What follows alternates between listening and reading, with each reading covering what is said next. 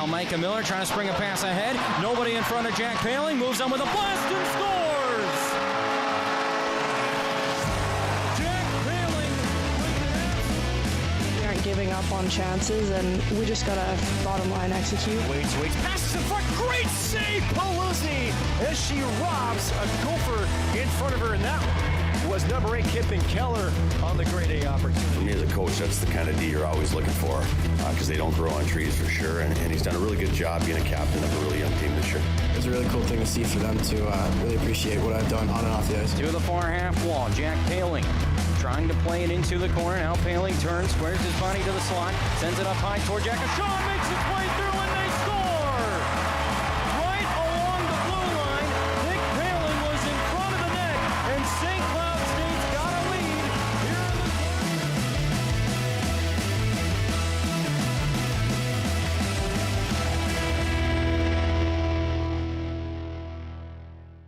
And welcome back to the Den Huskies Warming House podcast, fans. It's episode number 31. We have such a great show on tap for you today. A hat trick of current and former Huskies players joins in our Healthy Scratch interview segment. Obviously, we have tons of stuff to get to on the CenterIceView News and Notes, and even some other final milestones for the podcast here, Noah. I'll leave that for you to drop to the listeners here in just a little bit. But it is Friday night. It is now 8 o'clock at night, actually, and it's dark. I don't like this. We're heading in the wrong direction. I'm going to start with you, Noah, because I've had a different day than normal, so I want to know how things are up in North Dakota. How have you been so far today on this Friday? Yeah, my day's been better than yours, I would say. Just personally knowing what I know. But you know what? My week's been okay, I guess. You know, it's been hard, I guess, you know, with everything surrounding politics and that sort of thing. I just, you know, I hate to see people fighting. Like, I know we're like We fight all the time. What the hell's your problem? I like fighting you. It's different. Because you win every time? Pretty much. Yeah, fair enough. Like, obviously, like the election, you know, is, you know, mere days away, and we've been going through this a long time. But you know what? It's just like I'll talk with anybody about anything as long as they're objective about it. But, you know, like so much judgment is going on, and I don't know, it's kind of gotten me down. You know, the other thing that's got me down, my dog is 14 years old. He's got cancer in his feet and in his brain, and he's been having some seizures lately too. So, I mean, it's something that's been coming for a while. We were told 2 years ago he wouldn't live for another 6 months, and he's been here for, you know, quite a while. So, you know, it's been a real blessing to, you know, be back home and, you know, see the dog and that sort of thing. But, you know, it's not easy to watch, right? You know, that's just how it is. So, you know, my week is just one of those weeks where it's like, you know what, I really just can't wait to sit back and kind of recharge in the weekend. I don't know. Sorry if that's depressing for everybody, but, you know, some weeks are just like that, you know? Well, and, you know, when it comes to health, you know, whether it's, you know, somebody or a pet, even, you know, even when you're told certain things are coming or happening, I mean, there's nothing that can prepare you for when it actually does happen. So, I mean, it's tough, you know, obviously, you know, it's a family pet. It's part of the family. So it's not, you know, just, oh, it's a goldfish. There you go. Right. You know, it's a dog that's been around for 14 years and it's a big part of your life. So it's weird to think, actually, you know, my dog's name is Otter, by the way, and our cat's name is Rhonda. I named the cat, but it's got some sass, it sounds like. Yeah, actually kind of one of those. So our cat acts like a dog. When my dad calls the cat will run across the yard to him. It's kind of weird. But makes sense. It's North Dakota, so. Yeah. Thanks.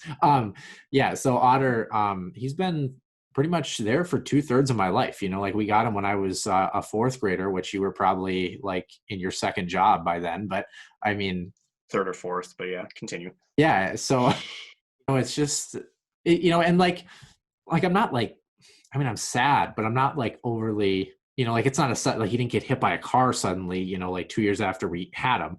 Right. But like, I think about like he's been there all the years that we've been hunting, and like I'm getting ready to go hunting tomorrow and we can't bring him with, you know, we can only bring the birds back and let him sniff the birds. So like, you know, it's just bittersweet, you know, it's just bittersweet. So, but what do you do? I mean, the cool thing is I saw him today. He was happy, wagging his tail. You know, he's still loving life. He's not in any discomfort by any means. So, you know, quality of life is still there. And hey, ear scratchings are ear scratchings. I don't care who you are. So true. My week has been, it was good up until this morning. And I'm going to share it with it. COVID-19 has certainly affected, multiple realms of everyday life. The economy is no exception. Obviously, my number one priority is, health and human safety. That's always been my top priority. But this morning, my employer has announced that they are going to be doing some layoffs. My location was part of that layoff. And, it's weird because we learned during the announcement that this was supposed to happen maybe, say 6 months ago. And they put the brakes on it, and now the brakes have kind of come off of it. There's not going to be really any help for placement per se. So it's kind of like if you find an opening within the company, you have to apply for it, do the whole interview process. And I get it, equal opportunity, fine. I've stayed relatively lucky, and I know that many of our listeners out there have been affected by COVID in some way, shape, or form, whether it's job, whether it's health. It's just insane how far-reaching this really has affected everybody here in this nation. But luckily for me, up until now, I've really largely been mostly unaffected by it, at least from a financial perspective. And, it hit home pretty hard, especially when our location, it certainly was not a performance issue by any means as far as numbers are concerned. The company is literally just looking for the fastest way to conserve overhead and capital. So it's just part of the deal. I'll be fine. We'll adjust. Hoping to get to under the location. There's some promising leads that I have, but it's not done until it's over with. So there's still some stress, but here we are, October 2nd, and this is the situation at hand. Yeah, it is spooky season. Yeah. Spooky season for me every day in the mirror, man. So I don't know why that's any different. Obviously you called me earlier, and that obviously that just sucks. I mean, it is what it is, and life comes at you fast and throws you curveballs when you're expecting a fastball, right? Or a changeup. And like we mentioned last week on the show, you and I, we talk a fair amount, but usually it's over text because, we're working or just have some things. It's very rare that you call me, and usually when you call me, it's just to touch base about like, hey, are we doing this? Yep, this is what we're doing. Very rarely do you call me and say, hey, I need some of your time right now. I need you to listen to me for a little bit. So, I definitely, I feel for you. And I would imagine all of our fans do too. I believe, how long have you been working there? Actually, it's been quite a while, has it not? 3.5 years. So essentially I went back to school, in January, 2017. I took this position in March, and it's been a really good position. The managerial staff, which has had some changes, and that's fine. But they've been super good with my flexibility, especially with class scheduling and being able to go up on the weekends and do stuff for Husky Productions and for KBSC Radio, UTVS. I mean, you name it.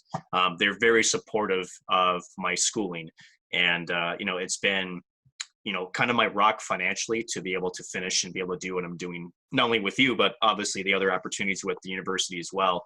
So, this hits hard because, you find somewhere that, I don't know if comfortable is the right word, but it's getting me to where I want to go, right? It is kind of a vehicle in a sense, because, it's not a long-term solution, but it's a solution that's working for me now.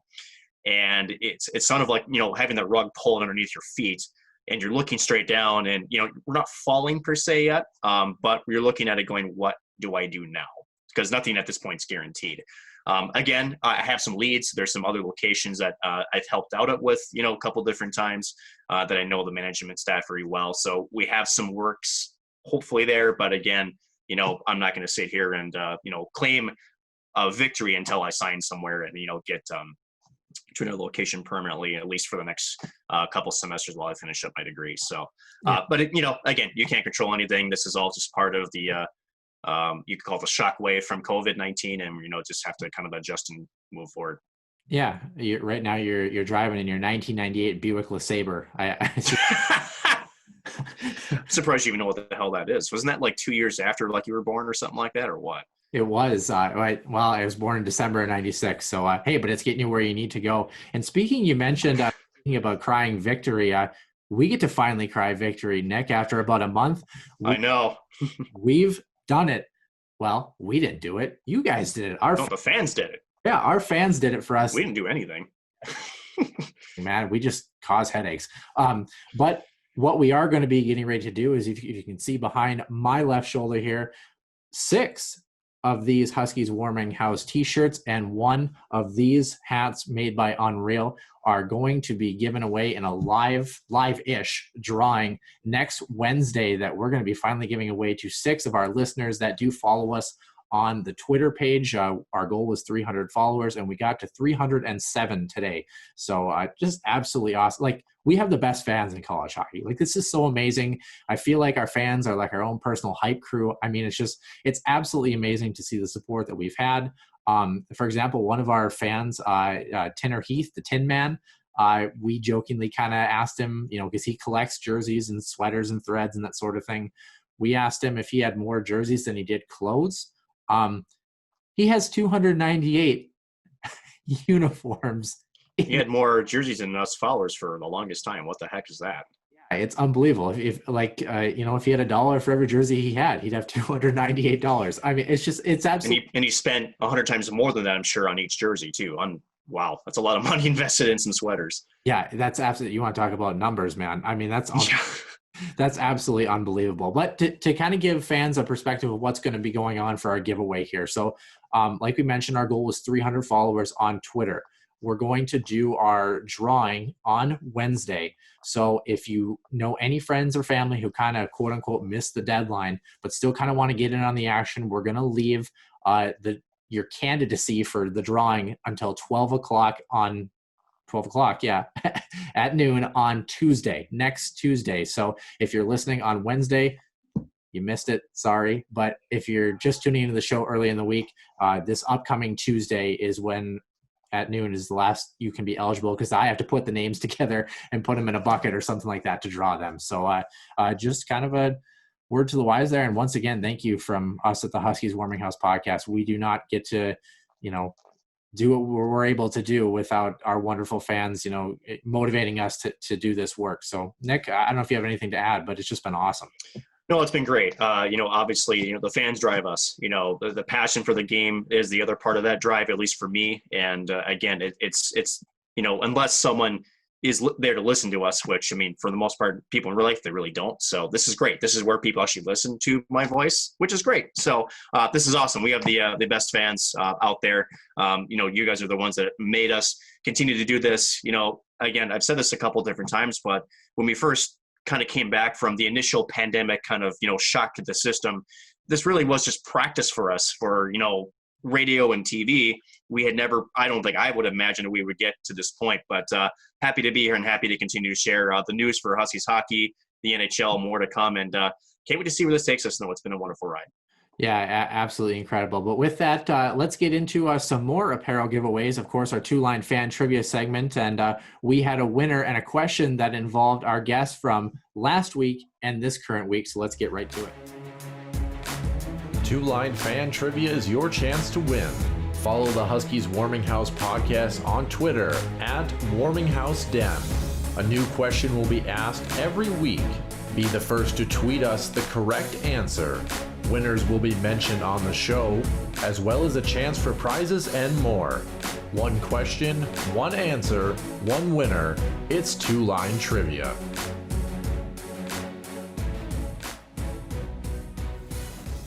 Nick, two-line fan trivia. As always, we've had some great participation, and we actually had an alarm clock go off in this one. So somebody is on once again.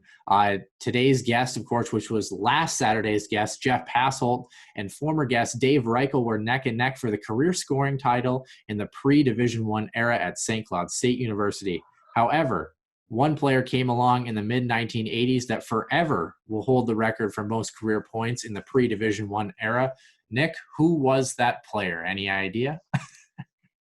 That's enough. You know what? I have to go with Michael Brodzinski. Wow. Yeah, Mike Brodzinski Sr. Let's be real. Boom. Mike Brodzinski. See, you got to get me on technicalities. That's just how this works. Hey, unbelievable. I can't let you have a win anytime, man. But you're right. No, never. Yeah, Mike Brodzinski is the leader with 146 career points and hopefully a potential guest in the near future. he was a guest in the near future. Happens to be a guest with us this week. So, of course, his sons, Jonny and current player Easton Brodzinski, are both St. Cloud State alums. 2 of 4 total sons who have played NCAA hockey at some point in their career. Congratulations, Tanner Heath, the guy we just mentioned that has 1 million jerseys, also has another win notched in his belt, and he set an alarm and finally got up and got the W. More than you said, I'll tell you that much. You just sleep through everything. You know, I have to make sure I schedule the tweets. I actually had one week that we said we had technical difficulties, but I'm going to be totally honest with you. I went for a bike ride and came back and went, oh my God, it's 1 o'clock. I forgot to put the trivia question out. So I feel such betrayal. Wow.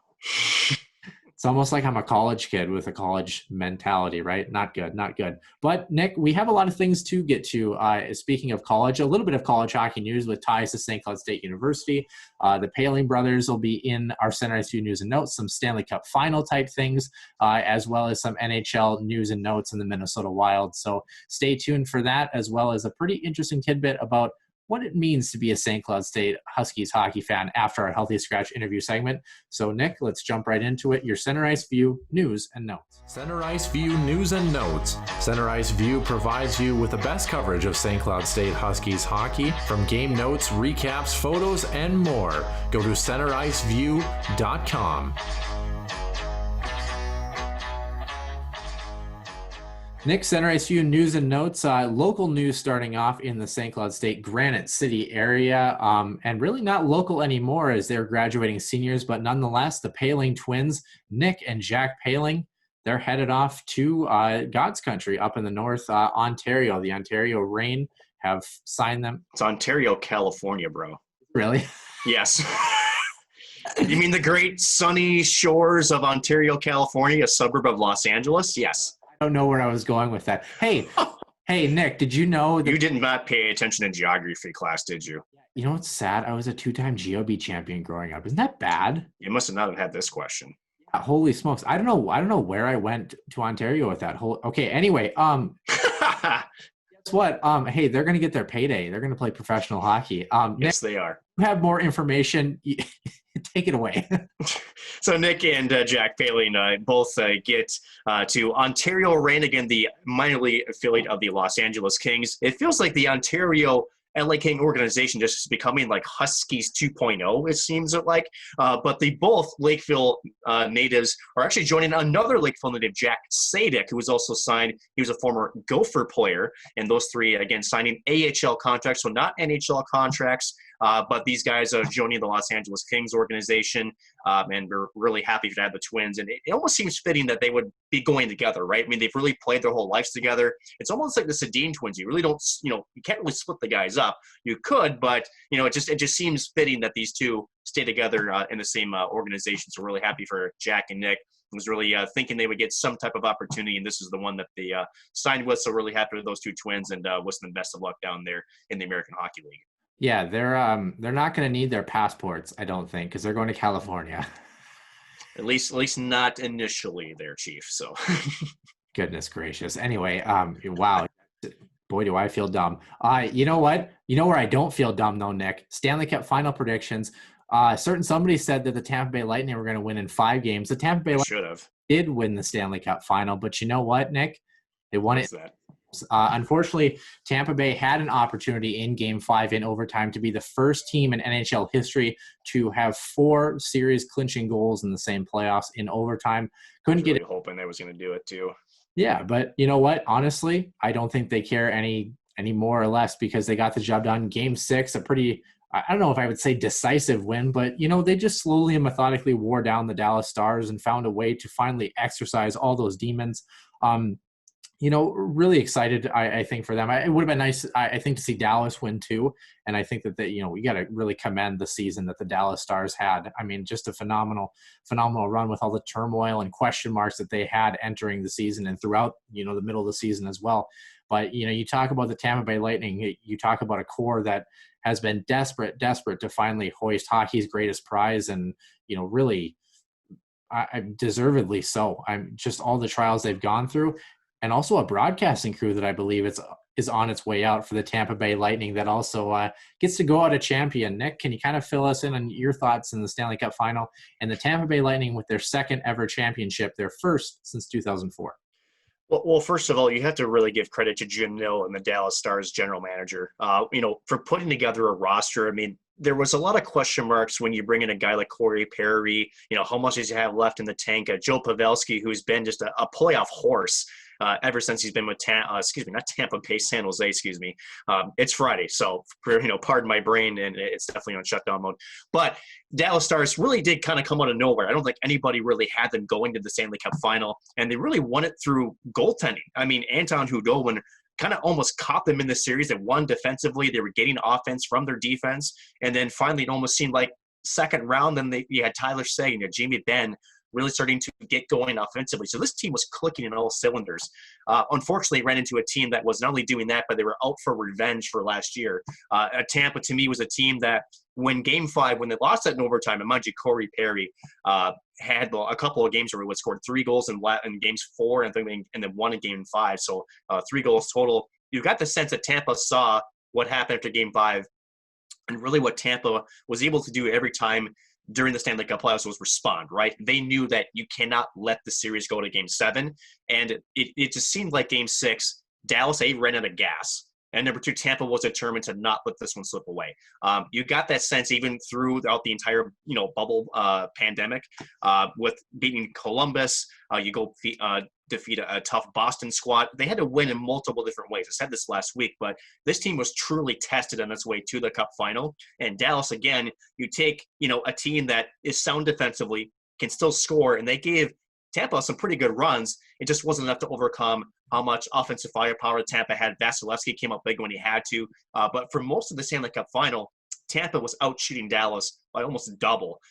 Sometimes, was the quality shots really there? Not really. But when you make a goaltender have to work and maybe see pucks, again, first goal, Braden Point in Game 6, it was a bad rebound off of Anton Khudobin, thought he had it in his glove, fouled up, got his own rebound. It's just those kinds of bounces. It was a shot from essentially just above the circles. And that's what Tampa does. It's the details that got them to win the cup, and quite the celebration down there in Tampa Bay there with the boat parade.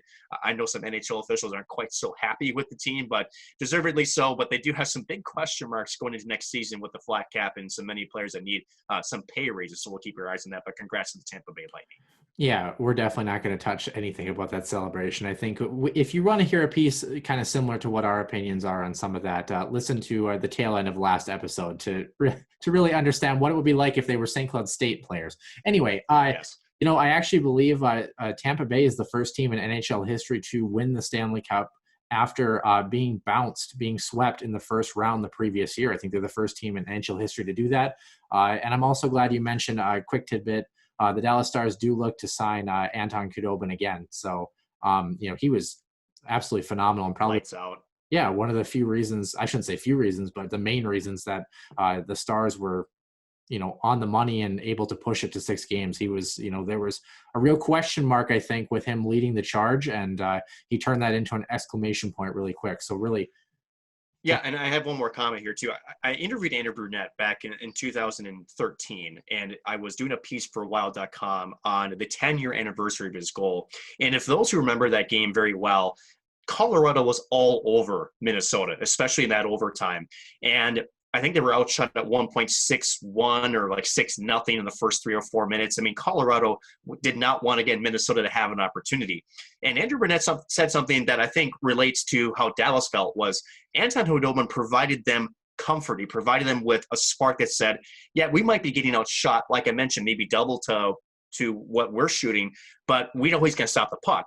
That confidence finally got to their forwards in the second and third rounds, and it's amazing what goaltending stability in the playoffs does for a team, especially confidence-wise, especially in your forward group. I mean, it just all runs from the back out front, and I just think that the comparison is right there. So Khudobin definitely deserves a re-sign by Dallas. I'm sure other teams will be calling his name, but maybe the only thing that's hurting Khudobin is, in a normal offseason, I'm sure more teams are calling because you're going to have an increase in the cap, maybe a bigger payday, and you have to think that Dallas, with question marks with Ben Bishop and his health, you can't let this guy go away. So I would imagine Khudobin will be sticking with the Stars, and Jim Nill will give him a good, decent contract. Yeah, former Minnesota Wild draft pick as well. So very, very interesting to see what the North Stars / Dallas Stars do in their offseason. Boy, did that one cut deep. Dude. Sorry. Why are you doing that to me? We have more Minnesota Wild talk to get to yet in the CenterIceView News and Notes. So stay tuned, folks. A little bit of kind of concerning and a little bit negative news too. Moving out, mentioning California. This one is Los Angeles, definitely in California here. The Los Angeles Kings have fired Tim Smith. If you don't know who Tim Smith is, he's the mascot actor that plays the mascot Bailey of the Los Angeles Kings. He was fired following sexual harassment misconduct. Apparently, he verbally and physically harassed a woman that was on the ice crew. Apparently, the relationship was totally fine, very professional down in the tunnel when things first started. But then things went south, according to a lawsuit that's currently going on, when the man who plays Bailey, the mascot, began routinely hurling sexually charged comments in her direction, making lewd gestures, commenting on her physical appearance. Nick, I don't think we need to spend too much time on this, but obviously it's 2020, figure it out. Well, again, if it's happening, especially when, you're in mascot and it's during a game, I mean, you have to keep a professional demeanor. And it's just obvious from the reports that we're seeing, obviously this is not firsthand knowledge from us, is that he was not. And it's unfortunate when, I don't, obviously we're not speaking for anybody, but it's just conduct that's just not acceptable. You just have to keep yourself professional. It's different, to me, if it's, I'll say it this way, are we talking about maybe a job loss, on top of maybe some other charges, but outside of work? It's still not okay when it's outside of work, but especially not okay, inside your workplace. You got to have a maintain, a harassment-free environment. And unfortunately, it's a situation where nowadays, you're going to lose your job over it. And the right call was probably made. And it sounds like there's more that's happening with this case. And we'll just have to kind of follow and see what develops. Yeah, definitely. Obviously made her very uncomfortable. And, the thing that's kind of saddening about the whole thing is if you think about what a mascot's role is at a hockey rink, you're not actually down in the tunnel too much. You should be up interacting with the fans. Normally, you're down in the tunnel for, maybe the 10-minute, the first media timeout after the middle of the period, jumping on the ice and that sort of thing. But other than that, you're not really on the ice too much, and down in that tunnel. So it's, think about what little opportunity he had to interact with her, and it just makes it all the more frustrating. Something that was maybe a little frustrating too, but also maybe a little bit cathartic. Moving out to the Big Apple in New York City, Henrik Lundqvist, the King, was finally bought out by the New York Rangers after a very, very lengthy career with the Broadway Blue Shirts. Nick, he's been there, I believe, since 2005, if I'm not mistaken. 15 years, yep. I don't know. Everyone keeps talking about how Lundqvist is going to go to Minnesota. Don't even start that with me. But I don't know. I was sad. I'm happy for Lundqvist. It's a heck of a career. Probably should have won a Stanley Cup at some point in there. Of course, had a chance in 2014 against the LA Kings when Alec Martinez scored that game winner in overtime in Game 5. But he just a class act on and off the ice, and I don't know. I was just sad to see that, it's going to be weird thinking about it. It makes me think of when Marty Brodeur went to the Blues for just a little bit. It was weird. It just wasn't the same. It didn't feel right. But, wherever he goes, whether he continues playing, which I imagine he'll get a shot somewhere, or if he steps away from the game and decides to work in a managerial role or something like that, he's going to do great things for the NHL now and in times to come. No question about it. I mean, when you think Henrik Lundqvist, you think, Broad Street Blues, you think Madison Square Garden, you think of success too. And for the Rangers, the question is that why do they do this, right? For Henrik Lundqvist, I don't think he's bought out if they get the first overall pick. Honestly, the Rangers have been the recipients of some pretty good draft luck the last couple of years, and also free agent luck. This team, couple of years ago, again, you mentioned 2014, where, essentially in the Stanley Cup Final trying to take home, the cup. And, they tore it down. In fact, they tore it down with basically a Twitter message that says, hey, this is the steps we have to take. And, when you do a full rebuild, when your general manager sends out, a note to fans and to season ticket holders, that tells you how serious they are. But the Rangers, not only do they have what's supposed to be, Alexis Lafreniere, the projected number 1 pick this year. They also last year got Artemi Panarin in free agency. They've got a good young core. This rebuild is happening a lot quicker than people think.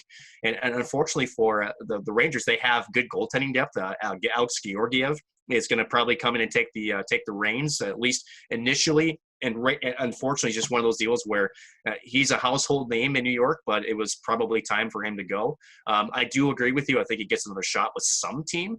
Question is where and for how much. I don't agree, and I should say this. I agree with you. I don't think he's coming to Minnesota. I don't think he's the upgrade that Minnesota Wild GM Bill Guerin is looking for. But I do hope for the game of hockey he sticks around and finds somewhere a home on some club, and we see him yet another jersey, although, like you said, it will be weird. Yeah, I think the biggest thing the New York Rangers have to look forward to is Mark Stahl is no longer in a blue shirt.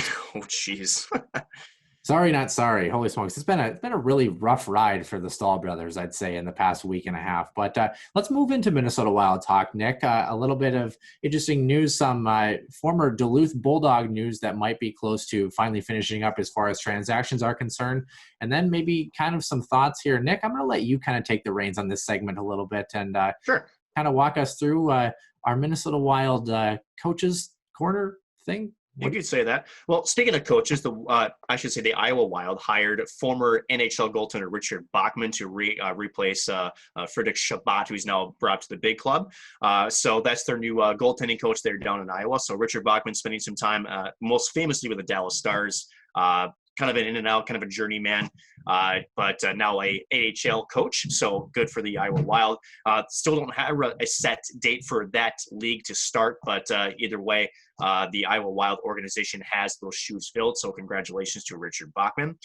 Let's go up to the big club. And the big thing for the Wild is, well, what do you do with some of these trade rumors, right?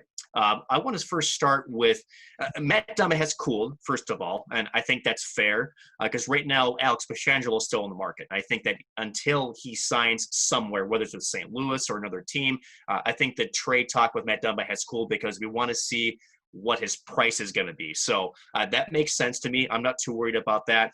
But let's go to the bigger one, Devan Dubnyk. There's some rumors, at least as of earlier this week, from Michael Russo of The Athletic, that there was a package deal that was supposed to go to San Jose or proposed that would have involved Devan Dubnyk as well as Ryan Donato for a draft pick and maybe a prospect. So that there's certainly some news surrounding Devan Dubnyk. Again, he's kind of like the leading candidate to be traded. No, I want to pose the question to you. It sounds more and more that Devan Dubnyk is going to be the one that gets traded. From what Bill Guerin has actually said the last couple of weeks, it sounds like Victor Rask is not going anywhere. And you might have to because, again, with everything financially is impacted, it doesn't really make sense financially for the Wild to buy out Victor Rask, at least right now. Do you think Devan Dubnyk gets moved before the season? Is he a mid-season trade bait kind of a scenario? And if he does, where's he going to? Yeah, well, I mean, he's a mid-season, trade aspect. If he plays anything, I know he had obviously some family issues, but if he has the season that he did, in this past season, and maybe even the season before that a little bit, I think he's definitely kind of on the chopping block if the Minnesota Wild don't find a way to rally around him. Is he a preseason acquisition? I'm a little bit torn on that, and partially because one, of course, you have the flat cap, but two, it's been such an awkward offseason, right? We have it makes me think of like trade deadline 2.0, if that makes any sense. Just all this activity and information that's going on. And then of course, don't forget you have the draft potentially somewhere in there as well. So, I think if he gets moved before the season, it's going to be right before the start of the new proposed season. I don't think it's something that's going to happen in the next couple of weeks. I think Bill Guerin's going to be really methodical about this one. I mean, because granted, I don't think Devan Dubnyk comes back in a Minnesota Wild sweater regardless, but Bill Guerin doesn't have to do anything with him right now, right? And at some point, he might even be a more valuable trade piece if he does happen to play okay at the beginning of next season and the Minnesota Wild just don't find a way to grab any traction as well. So he might become more valuable for a team looking for a rental, as you mentioned in last week's episode, for a team trying to make a push for a Stanley Cup final run. You never know when you're going to need that goaltending depth and that 1A, 1B tandem. So, I don't know. I think San Jose, is an interesting look. I've also heard the Vegas Golden Knights potentially and Marc-Andre Fleury with a deal there as well. That one might be a little bit more off the wall, just because Vegas would have to retain a little bit of salary, I think, for Marc-Andre Fleury to want to move there. And does Fleury even want to come to Minnesota? Obviously, he's almost 36 years old. Minnesota's not exactly primed and ready to win a Stanley Cup, like the Vegas Golden Knights were. So, I think San Jose, to be honest with you, is a really decent fit. I can also see a team maybe like Arizona. Devin Dubnyk did play with Arizona before, but I know they've had Darcy Kemper that's been playing really well, but they've kind of struggled to really find that consistent backup that's really been able to stay healthy down in the desert. So I could see maybe somewhere in the Southwest, apparently, just in general, it might be another landing spot for Devin Dubnyk. And from what Devin Dubnyk has said in prior interviews, the Arizona Coyotes, back then the Phoenix Coyotes, treated him pretty well with his short tenure there. I agree. And, Arizona's an interesting mark. There have been conversations from what we understand, again, from The Athletic, is that Bill Guerin has had interest in Darcy Kemper, again, the former Minnesota Wild pick, and did have some time in a Minnesota Wild sweater. And it's even more interesting now because now it sounds like Oliver Ekman-Larsson it might be on the move. So you talk about maybe a right shot defenseman, a guy that has some offensive ability. That's, again, Matt Dumba, possibly. But what does Minnesota Wild get in return? You can't just get Darcy Kemper. I mean, what about Kaapo Kähkönen, that, again, the American Hockey League goaltender of the year that's in Iowa, ready to elevate? Does Bill Guerin think he's ready? If you're talking this type of trade, to me, it doesn't seem like it. And that's, again, the biggest question to me is, what does Bill Guerin think of his goaltender down in Iowa? To me, you're not having really these trade talks if you think he is ready for an NHL breakout. Maybe he has maybe a call-up, maybe if someone gets injured, and maybe that's what he doesn't maybe want to put too much pressure on the young goaltender, but so many moves. But I want to focus in on another one because, yes, it is true, again, from The Athletic, that Bill Guerin met with Dustin Byfuglien as a potential free agent acquisition. There's no question to me, and I want to get your opinion on this too, that if Dustin Byfuglien is really, truly wanting to play, any team is going to be lined up to sign him because of what he brings to the blue line, his size. He can skate. He's actually pretty darn good for his size. But again, he brings an element of physicality to the Minnesota blue line that they just don't have right now. The big question is, does Buff want to play? You don't walk away from the millions of dollars in Winnipeg if you just simply are out of gas and just don't want to play. To me, I don't get the sense that he will be back. Now, if the NHL comes back and shortens the season for next year, and maybe it starts January, February, and not a full 82-game season, and maybe Dustin says, you know what, maybe for three-quarter of a season, maybe I'll come back for a year. Maybe that's possible, but right now it's not. What are your thoughts about the Dustin Byfuglien chatter, and what do you think his chances are of signing not only with Minnesota, but any NHL team right now? To be honest, if I'm Minnesota here, I'm pessimistic about it. And the reason I say that is, what's the price tag here? If you can get Dustin Byfuglien coming back, for a decent price tag, I would say, oh, geez. Especially if you're talking a shortened season, for me, the max I'm paying for Dustin Byfuglien is $2 million. Max. And obviously, he commanded quite a bit more before he went down with injury, but that's just a question mark right there, right? You have a contract dispute in Winnipeg. You have an injury that might not be an injury, that has a guy that wants to play, but maybe doesn't want to play, and is, he's not getting any younger. He's just like Marc-Andre Fleury, approaching, age 35, 36 years old. I don't know. I don't see a fit, to be honest with you, in Minnesota. Especially if Matt Dumba stays in a Wild uniform for the time being, I just don't see Dustin Byfuglien as a guy that potentially you look at and say, yeah, you're going to be a top 4 defenseman, and you're going to be a guy who's going to log 25 minutes a night for us when you haven't played in almost a year and a half. For me, it just doesn't seem like the right move for Minnesota unless he's willing to sign, a low-paying paycheck. I don't know. And when you talk about defensemen and Minnesota, I believe Carson Soucy is potentially close to signing a deal as well, too.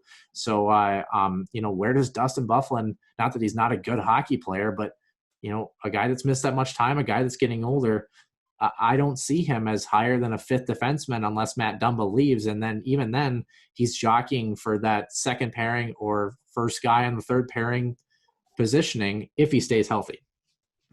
100% agree. The only last thing I want to talk about when it comes to the Minnesota Wild is, with all the different moves that could be made, as far as this organization is concerned, we talk about players trading out. And, we haven't even touched on Seattle expansion just yet. I guess the last thing I want to talk about is, because with Seattle coming into the league next season, you are going to have to protect certain players. The big piece still yet to be unsettled is, does Bill Guerin kind of circle back with Zach Parise and talk to Lou Lamoriello and the New York Islanders? To me, again, I don't really see much of an opportunity there. Not that, again, Zach isn't a player, but again, the return for Zach, you're not really gaining much, in my opinion. Do you think Zach Parise stays in Minnesota Wild, or do you think that he goes back to the East Coast and maybe has a cup run with the New York Islanders? Yeah, it might be interesting to see if Zach Parise moves. The biggest question I think that Bill Guerin has to ask himself is who's part of that trade package? I mean, and obviously that's what we're talking about, but is Matt Dumba your guy? Is Zach Parise your guy? Or is Matt Dumba and Zach Parise your guy? Or is it Matt Dumba and Ryan Donato? Zach Parise and Ryan Donato? Is Devin Dubnyk somewhere in that piece? We've talked about all of these guys and, they could go anywhere. Potentially, obviously, some of them have, no trade clauses or modified no trade clauses that have to be waived. But, I'm going to kick this actually back to you, Nick, in answering this question kind of half-heartedly. We're looking for a center, right? At the end of the day, Minnesota Wild fans are looking for a centerman. In your mind, who are the Minnesota Wild trying to find a trade partner for? Not necessarily to, move Zach Parise and reunite him with Lou Lamoriello, but really move Zach Parise to look for that piece that, down the middle for the Minnesota Wild. I mean, who's your guy that you feel that whichever one of these guys gets traded, that's going to be your return at some point? I mean, who's your centerman that you're looking for in the National Hockey League? Well, again, I don't, because we're actually going to touch on this after the healthy scratch. So I think, answer with is going to be, we're going to do it now. Yeah, we're going to do it now. Okay. So first of all, the Wild need a top two center, which means you want someone young. You want someone that, has some offensive ability, because good in the draw. To me, I look at Tampa. Tampa has some cap questions, and you want a guy that's, established too. You don't want a guy that's maybe been a third, fourth liner and maybe has that potential. Possibly, to me, I'm looking at Tampa and I'm looking at Anthony Cirelli. He had a really, really good year, 19 or 16 goals. He had 9 points in the playoffs. I'm just double checking my stats here, Noah, because my brain, you think your brain is bad. Just wait till you see mine when it comes to be, later on in the night. But for me, he's the young legs. He's 23 years old. He's the guy that, again, is an RFA right now. So it would be a sign and trade, or a trade and sign, I should say, for the Minnesota Wild. And to me, Tampa doesn't have a first-round pick this year. So if you can offer a first-rounder and maybe some depth pieces that might be, maybe a cheaper, like maybe a Ryan Donato, to me, this could be an interesting package. 16 goals, 28 assists, 44 points for the young centerman. Playoffs, he had 3 goals, 6 assists, for 9 points in 25 games played. So he was consistently on that second line. To me, that's who the Wild should go after if the Tampa Bay can't afford everybody, because you've got to remember Tampa Bay has some pieces they have to re-sign. They have to sign Mikhail Sergachev in the back line, Eric Chernak. You have decisions to make on Kevin Shattenkirk, on Zach Bogosian, Patrick Maroon, Carter Verhaeghe, Mitchell Stevens. You have a lot of pieces there that are going to, have to be not only dealt with now, but then next season, you have Blake Coleman, Cedric Paquette, Barclay Goodrow, just name a few, as well as Braden Colborne. You have guys that are going to be needing a pay raise or a re-up of some contract. So to me, with a flat cap for the next couple of years, that's a very, interesting puzzle piece.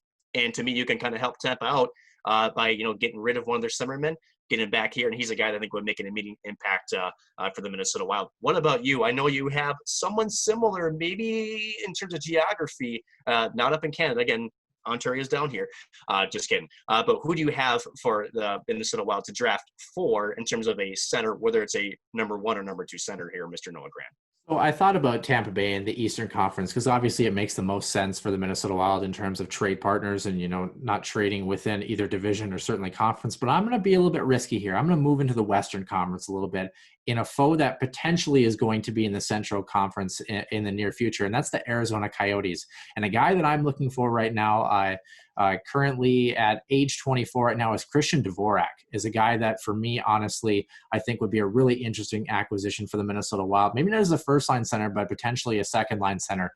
So he's locked up through 2025 with a modified no trade clause in the last 2 years of his deal at $4.45 million average annual value all the way through that trade.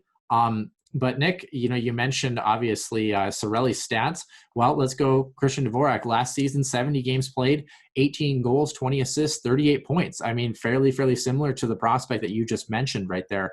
And a guy that's locked up for quite a while, and a guy that's young and only getting better, and can play a 200-foot game on both sides of the puck, which is really important to me. The other guy actually, I did have a second one too as a potential possibility too, although he struggled as of late, I think probably because of injury more than anything. A guy in the same kind of age range there was a first-round pick instead of a second-round pick like Dvorak was, and that's Nick Schmaltz of the Arizona Coyotes as well. There's another guy that only finished the season with 45 points, 11 goals, 34 assists, has had 150 points in 250 NHL games, but obviously had a monster rookie year with the Chicago Blackhawks. But those are two guys that, if I'm Bill Guerin, at least I maybe put some feelers on. Obviously, I think Dvorak's maybe more of an interesting piece because he's $1 million less, and he was a second round acquisition for the Coyotes. But there's a guy that maybe might be sneakily under the radar as far as the Minnesota Wild are concerned. Any thoughts on, I liked your picks. I think that's, yours is probably maybe more the safer pick or the more, consensus pick as far as the National Hockey League, writers and experts are concerned. I'm trying to read your facial expressions. I don't know. Am I insane, or what do you think? No, you're not insane. And you talk about, again, the interest in Kemper. Could there be a package involving Christian Dvorak? Again, Arizona doesn't have a lot of center depth either. So, I mean, it's still kind of a tough gig. And for back to my pick with Cirelli, Tampa has said that we want to, he's one of the priorities. I just don't know what they have money for and, who they pick. Because, again, Mikhail Sergachev, I think, really emerged as a top 4 defenseman for Tampa.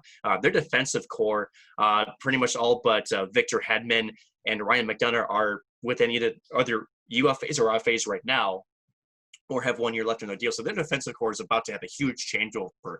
So to me, Mikhail Sergachev has to stay. Again, Anthony Cirelli, for center depth in the NHL, you have to prioritize that. Bill Guerin has said it himself. But Arizona's intriguing. Again, we don't know. I should say, does anybody really know what Arizona does on a day-to-day basis? That franchise really just, can surprise us.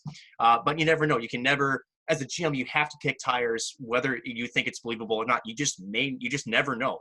And so to me, they're good picks. Again, I don't think you can acquire a true number 1 center via trade, especially in the era that we're in right now, which is #2020. But if you can get a good second line center, again, with Cirelli, Dvorak, and I actually like Nick Schmaltz because he can skate like a bat out of where, speaking of October and Halloween. But again, you can get that guy. That's just one less thing to worry about. And maybe he elevates to a number 1 type center with the right players around him. Again, we haven't seen Kaprizov yet. Fiala has really emerged, and maybe he just, with the type of talent around him, maybe he does become a number 1 center. You just never know. So it could be a steal. I like the 2 picks, Noah. But, again, Western Conference to Western Conference type trades, is it likely? Maybe, depends on who you're dealing with, but likely for big name players like that, you tend to see an interconference trade. But again, got to kick the tires and see what happens. Yeah, definitely. The other thing too that you have to think about as well when you talk about trades is totally forgot what I was going to say. Ladies and gentlemen, this is funny to me because here's what happens. I get crap, and mind you, next week, Noah, it's a birthday episode for me.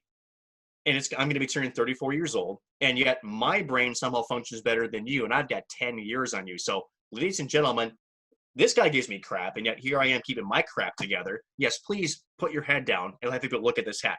Because we're going to give away with it, but yeah, that shows you what's underneath there, which is nothing. But anyway. Goodness gracious. I honestly have no idea where I was going with that. Oh, I know where I was going with it. I remembered. Don't take Askarov at number 9, Minnesota Wild fans. No.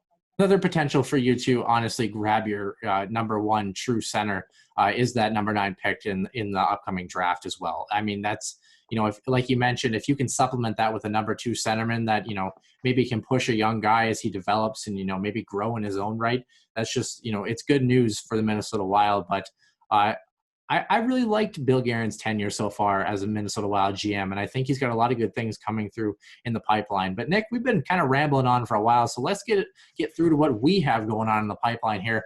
And we had one heck of an interview coming up for you here in the Healthy Scratch interview segment. We had 3 guests, and soon to be 4 at some point in the show. We had Mike Brodzinski, Easton Brodzinski, and Jonny Brodzinski, all standout hockey players at St. Cloud State University, as well as a special guest appearance by Johnny's daughter, Lucille. So, Nick, one heck of an interview, and what an awesome family. Holy smokes, they have a lot of good hockey players in that clan. So let's jump right into it. Our Healthy Scratch interview segment with the Brodzinski Trio.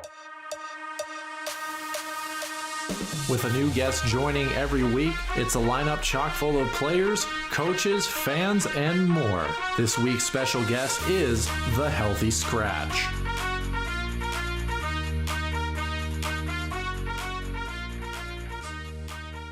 And joining us this week on the Healthy Scratch interview segment, a trio of current and former St. Cloud State men's hockey players. We have the Brodzinski trio, as we want to call it.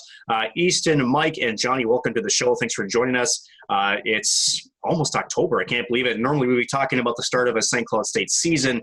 Not quite to that conversation yet. Hopefully it's sooner than later. But first of all, boys, how are we doing? Doing well. Thanks for having us. Yeah, thanks. Easton, let's start with you. Easton, certainly it's been quite the up and down off-season going back to March. Here we are again, as we just mentioned, nearing October. Season still kind of in limbo, but I guess how have you been taking the long break since March, and how are you preparing for what should be hopefully an upcoming season here in the next couple of weeks? Yeah, I mean we've been working out quite a lot here in St. Cloud, so I've been here since the end of June, I want to say. So I've been here for quite a while now, but most of the guys stuck around for most of the summer. So we've all just been hanging out and doing our own thing, working out, skating at the rink. So it's been quite nice. Yeah, Easton, actually, I kind of wanted to ask, aren't you a big Tampa Bay Lightning fan? Bulls just won the cup. So how are you feeling about that? Feeling all right about raising Lord Stanley, I suppose, or is that not your team? Yeah, I like them quite a bit. I mean, I wanted Dallas to win a little bit more just because it was kind of the underdog story. But I got a couple of friends that are either drafted by them or have something signed with them. So it's a nice organization. Yeah, kind of a rare pick, I suppose, for a Dallas Stars fan in Minnesota. Most people are pretty salty about the North Stars feud. But speaking of Minnesota, older Mike Brodzinski actually was born in Philadelphia and meandered his way on over to Minnesota. Mike, of course, joining with his son Jonny in the gaming chair. Apparently he's a massive gamer. So, boys, how you guys doing this weekend? And how have your guys' pandemic summers panned out for you guys? Good. These guys have been home a lot more, so it's been a little better summer. Not as much running around training. And all last summer they drove down to Egan, 5 days a week training down there. So they've been more around the area up here in Blaine doing some skating at Super Inc. And then Easton left like beginning of June, and then got battened down in his house there for a few weeks with that little bug he got. So, but Michael's around, and then Bryce has been home most of the summer, but he had to be back at school about 2 months ago. So he's been down there, home for a week here or there, but everybody's training so far. And then, of course, Jonny, you're joining us too. 25th all-time in Division I scoring for the St. Cloud State Huskies for only 3 seasons from 2012 to 2015. How was your kind of time, Ben? You spent some split time in the San Jose Sharks organization. How has hockey been going, and kind of what's next on the docket for you as far as hockey's concerned? Yeah, I mean, it's been good. It's been a fun first couple years pro. Yeah, I've loved LA's organization. I think they helped me out a tremendous amount those first couple of years coming out of college. I think that's probably the hardest part for anybody playing college hockey and then jumping to even the American League level. It's a huge gap, and a lot of guys don't realize it right away coming out of college, and they kind of get stuck in an area. They don't play a lot in the American League, and then they just kind of get shuffled on. So I think with LA, they helped me out a lot with the development camps and kind of letting me know what to expect coming in. So when I got there, I had immediate success, and it just led to bigger and better things. As far as San Jose, I liked it there too. Didn't get a huge opportunity with the big club, but made the most of it. Made the most of it in the American League. Was a leader there, and I think played a little bit different role. I played more of a leader. I penalty killed a lot more, which I really didn't do with LA or Ontario. So I thought that was big. I played center for a majority of the year. So just kind of a jack of all trades now, and I think that's going to only help me out in the future. Yeah, it should be interesting to see where you guys go. Of course, Michael Brodzinski, like you mentioned, playing pro as well with the Orlando Solar Bears in the ECHL. And you kind of had the distinction actually of playing against Michael. You did, Jonny, in your playing time. And then, of course, Easton, you get to match up against Bryce at the University of Minnesota. We'll start with you, Jonny. What was it kind of like for you to be able to play multiple times against your brother in probably one of the most heated rivalries in college hockey? Yeah, thought it was fun. We played against each other a bunch of times in college, and then actually my first couple years pro too, when Michael signed with San Jose, we played each other all the time with the Barracuda in Ontario. So we played each other about 20 times now, and every time it gets a little bit more fun. Meeting each other in the corners and net front, and going out and blocking a shot. I actually broke my thumb. Was it my first year playoffs? My first year pro playoffs, or second year pro playoffs. Michael went D to D to his D partner and took a slap shot right off my thumb, broke my thumb. So he's got that one on me. But yeah, I mean, they're always fun, and it's always fun for the family too to just see both of us play out there. And you don't got to watch 15 screens like is always on at the Brodzinski house. Yeah, of course. Yeah, those games were fun. The one game I remember most was when they went into overtime and then a shootout, and both coaches in the AHL levels sent the boys first. They sent us third. Oh, third, yeah. So it got to Jonny and Michael, and Jonny I think he was 4 for 4 at the time in shootouts that year, and he missed. And Michael, the D, comes down and won the game for the Barracuda. So he had a little bragging right on him there too. Mm. Yeah, actually kind of interesting. Jonny, you're pretty good at breakaways. Actually almost had a breakaway goal in your NHL debut. You're actually the first LA Kings player to wear number 76 and the first player from their 2013 draft class to play in the show. So that's more than Nick and I can definitely say. But of course, you got to be the better player over your brother that played for the Gophers, as well as Easton. You got to be better than Bryce, right? Because you're playing for the Huskies.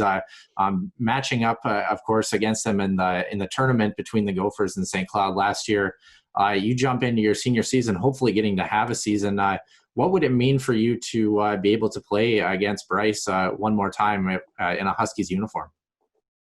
Yeah, it would mean a lot, obviously. But I mean, it's hockey. It's a crazy world right now. So if it doesn't happen, it doesn't happen. But just hoping to have a senior season at least, and get a couple games in against whatever teams we can, and hopefully make the most of those. Speaking of, brotherly love, if you want to call it, on the ice, did you guys have a backyard rink when you were growing up? Mike, did you build one? And how competitive were the games on those maybe outdoor rinks, or when the boys got together, and maybe between Jonny and Easton here in front of us? Who was the better one when you were younger on those backyard, little shifts? Yeah, they're all a little bit apart. Even Jonny and Michael, the top two, they're 23 months apart. So then Easton and Michael are the two closest, and then Bryce is 4 years after Easton. So it was never really a lot of knee hockey games. But never really built a rink ourselves. We had the land to do it, but we never did. And we had a place called Happy Acres in Blaine that they flood every day. Blaine has their own warming house with a Zamboni, 3 NHL rinks, and a huge skating pond outside. And I tried to get them out of school and get down there before anybody got there, and we'd play there for quite a while before anybody could get there. So that's sort of where they learned most of it, was down there. And they'd have a lot of shooting contests. We'd dump out a pail of pucks, and they'd sit there and play pipes. And it was more of that than anything. And in Blaine, there was just so much ice, with 2 rinks at Fogarty, and then back then there was 4 at the Super Rink, soon to be 8. And and it's almost like they could skate twice a day every day if they wanted to. But we got them away from it in the summer, and they played some baseball and lacrosse and golf and fishing. So that was the best parts. Mike, you certainly have been around the game, both on and off the ice, in retail, I should say, as well. You had and still do, I would say, manage a hockey equipment store near the super rink. That's kind of actually where you and I met for a couple of times. And I remember a very specific story about you talking to me about your son, Jonny, who's sitting next to you, about, when Jonny was first down in San Jose, and he was struggling a little bit. Everybody wants to be, in the NHL. They don't want to be in the minors. And you told me about a conversation about how Jonny called you, and maybe was a little bit doubtful about, do I have what it takes? And you gave him some really good advice about, you just have to believe in yourself. Question for both of you, Mike, as a father figure, what's been those conversations like about, your sons, being NHL players? And for Jonny, what's it been like to have your dad there as a support system going through and chasing your dream of becoming an NHL player? Yeah, it's tough. It's a lot of times when you get to that level, it's one shift that makes a difference in your whole career. I mean, I remember Johnny's first game, that he got called up, and he was scoring a pile of goals in the minors, and usually in most organizations they would have been called up for 8 or 10 or 12 game stretch, but his seemed to be 1 or 2 games, then back down, and 4 or 5, and then back down. And that very first game he played was against the Rangers, and Dowd actually popped a puck up to him, and he went in on a breakaway, and the stupid puck kept rolling from the blue line all the way in.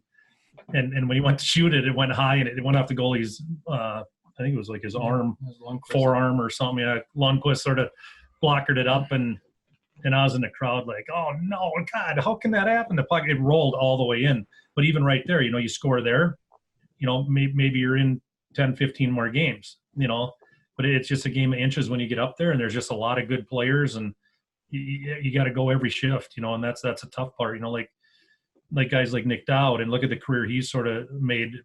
And Nick Dowd was our top line center at St. Cloud. And, now he's a third line guy, but he's making great money, and he's loving the game, and he's playing hard, and he's in every night. Well, you just never know, you see guys like Nick Jensen sat in Detroit for 4 or 5 years and never got to play a game.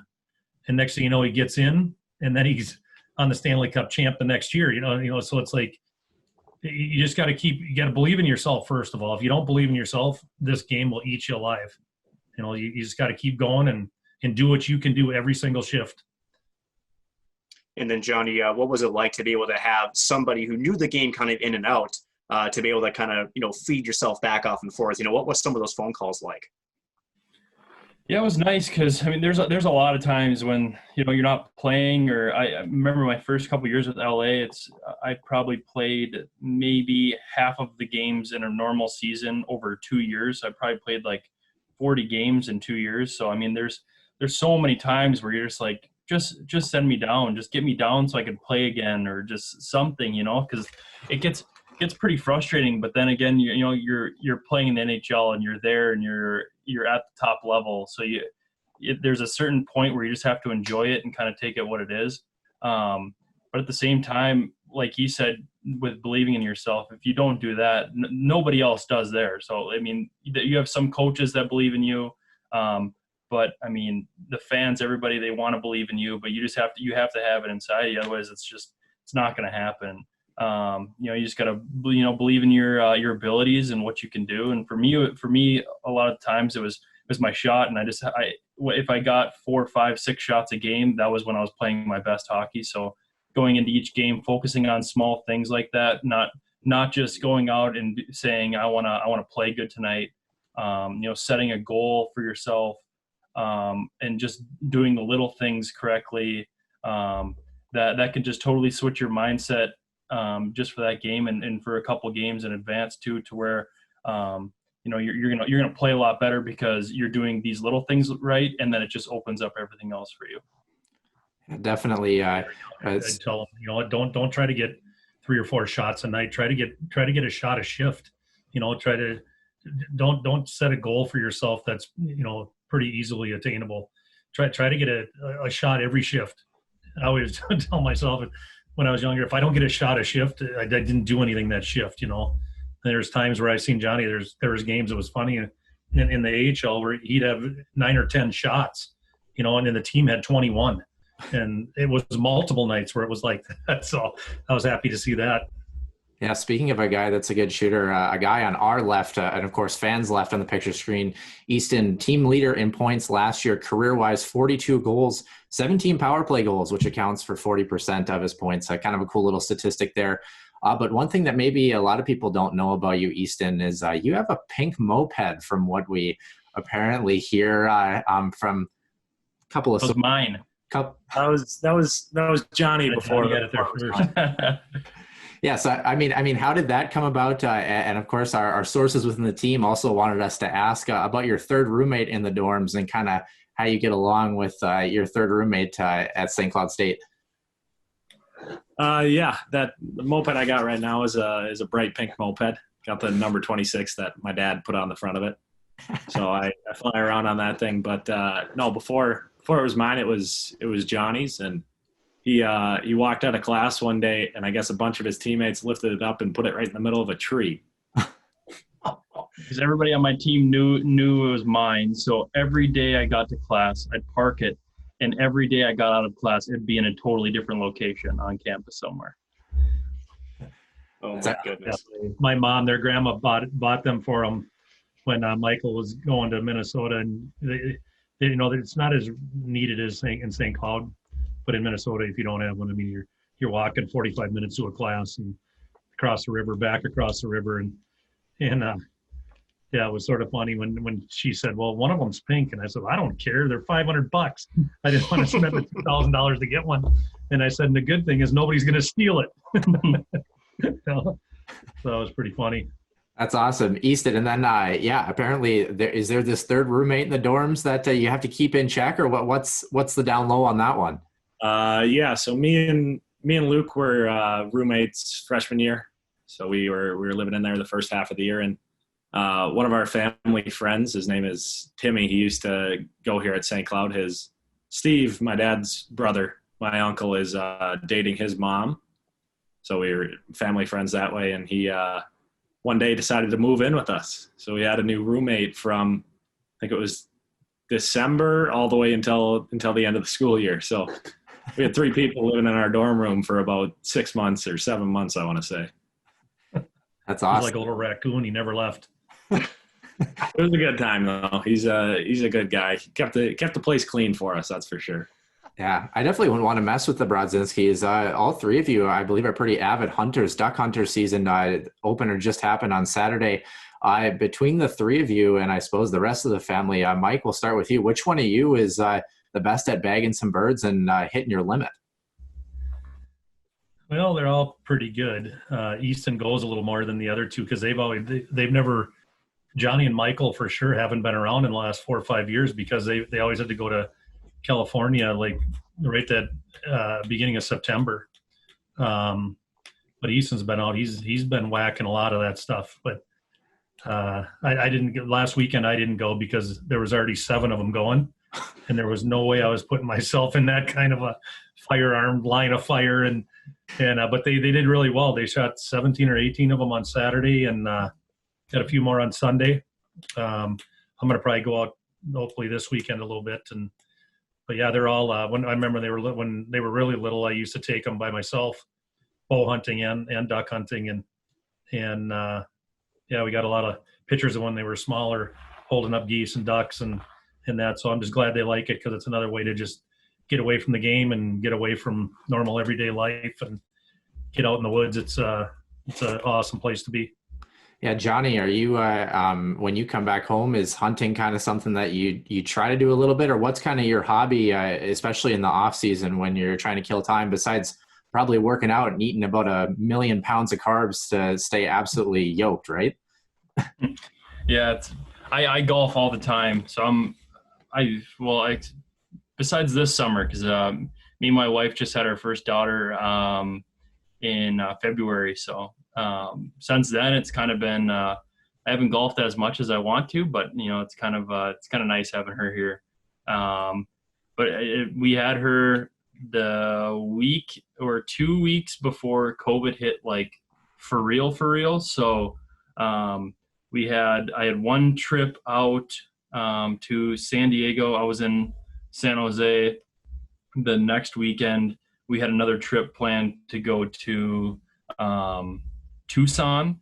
And when we got into the locker room that morning, they told us that they were suspending all the flights and people weren't able to travel and stuff like that. So it was probably 2 weeks after we had her, they shut everything down, and I was with her every day since that. So, with COVID, it's kind of been a blessing, because I get to be home every day with her and get to see her grow and stuff like that. But for your question, I golf all the time, and that's kind of been the one thing that I love to do. And especially being out in California, I get to do it all the time, all year round. So I've got to play a bunch of cool courses out there, and it's been a lot of fun. Yeah, well, the boy that we grew up on Majestic Oaks Golf Course. So I'd come home from work and we'd jump in a golf cart if they didn't have it wrecked, chasing squirrels and hitting trees with it or something.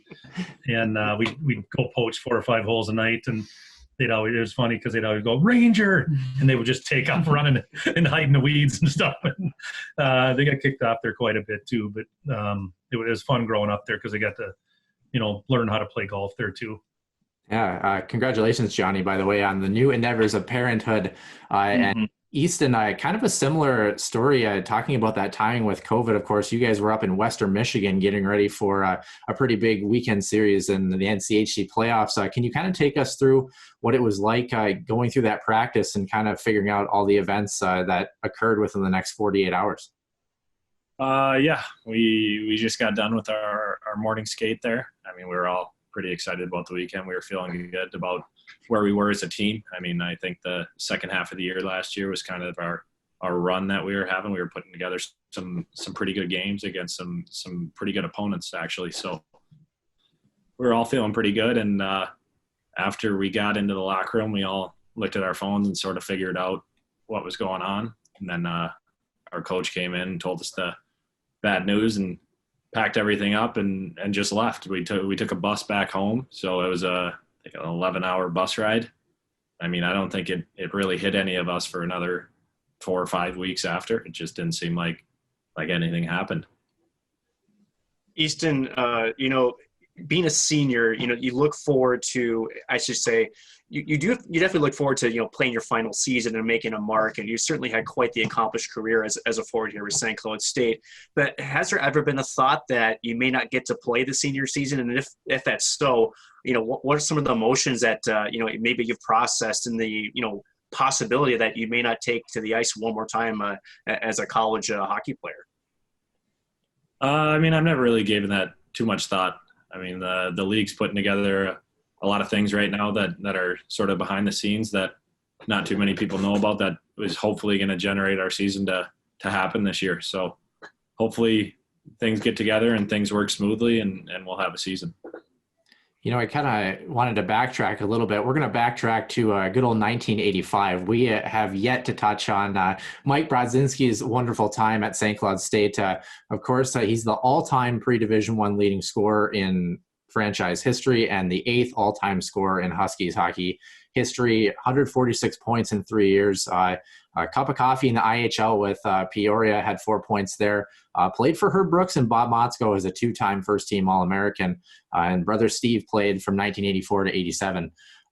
Mike, can you kind of just take us through that time, not only getting to play, especially for Herb Brooks and Bob Motzko at the end, but what your experience was like at St. Cloud, and then as, of course, you get older and have children, what it was like to, see your children play for Bob Motzko and kind of carry on that tradition, not only at St. Cloud State, but for the Gophers as well. Yeah, it was a sort of a weirder time to play back when we played college hockey. Was when I was at Minnesota. Just like high school, the JV played at 5 and the varsity played at 7. So you got two games for one ticket back in the day. And would have been my sophomore year. There was, I don't want to say there was 46 guys, on the roster at Minnesota. So now you got 2 full teams, and you didn't go up and down a lot, so it's almost like high school where you make it right out of the chute or you don't. And I played in the USHL with the Bloomington Junior Stars. So how long has it been since a USHL team's been in Minnesota? So that sort of dates you. But and then I had John Perpich, who came in and to be the coach, was an All-American at Minnesota, and he came in and told me, he's taken over St. Cloud, and like Johnny said, when you're a Minnesota kid, everybody grew up being a Gopher fan just because St. Cloud wasn't Division I and Mankato wasn't, Bemidji wasn't. So when he asked me, I thought, you're out of your mind. This is I ain't doing that. But Steve was coming out of high school, and he had some letters from the North Stars and Boston Bruins. He was 6'4" and 200 pounds, and so I said, well, he was going to go to Bethel, if you can believe it, and we just sort of talked and said, hey, you bring him up, I'll think about it. And then Jeff Tollett was coming. He was another Blaine kid that I played with. He was at Minnesota.